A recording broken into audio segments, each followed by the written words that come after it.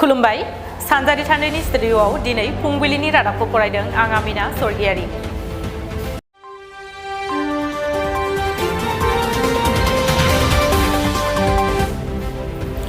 2023 मायथाइयाव जानो गोनां मेट्रिक आनजादनि खालारखौ मैया फोसावबाय सेबाया।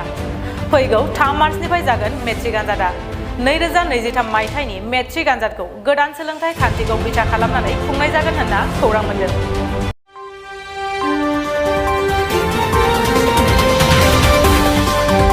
धेमाजिनि गार्जेन मिनिस्टार सन्जय किसाना मैया धेमाजि इन्जिनियारिं कलेजाव दावबायफैदों। फसंथाननि गुबुन गुबुन बिफाननि दैदेनगिरि आरो रोंग'साफोरजों फरायसाफोरनि जाथायनि सोमोन्दै सावरायदों होननानै खौरां मोन्दों।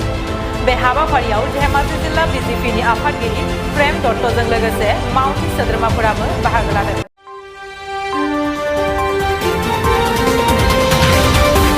गुवाहाटीआव भारत आरो श्रीलंकानि गेजेराव वान डे क्रिकेट मेच खुंगोन।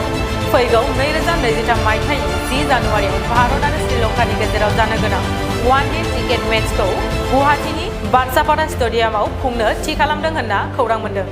बेनि थाखाय फैगौ 2023 जानुवारियाव BCCIनि दैदेनगिरि बिथांमोना गुवाहाटीनि स्टेडियामखौ नायबिजिरफैगोन होननानैबो मोनथिनाय जादों।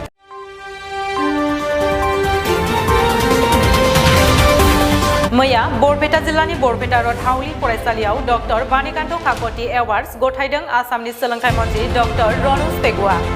आसामनि गोजौसिन गेजेरारि जोबथा आनजादाव 75 जौखोन्दोनि बांसिन नम्बर लानानै सेथि थाखोआव उथ्रिनाय बरपेटा जिल्लानि सा 2003 फरायसाफोरनो डक्टर बानिकान्त काकति एवार्ड्सखौ मैया 8 दिसेम्बर खालाराव गथायनाय जाबाय।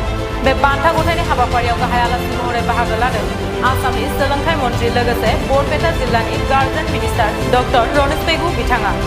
लोगोसे बे हाबाफारियाव बाहागो लाबावदों बरपेटा जिल्लानि DC आशुष गार्ग लोगोसे फरायसालिमानि गोरायुं बिथांमोना। गोजोन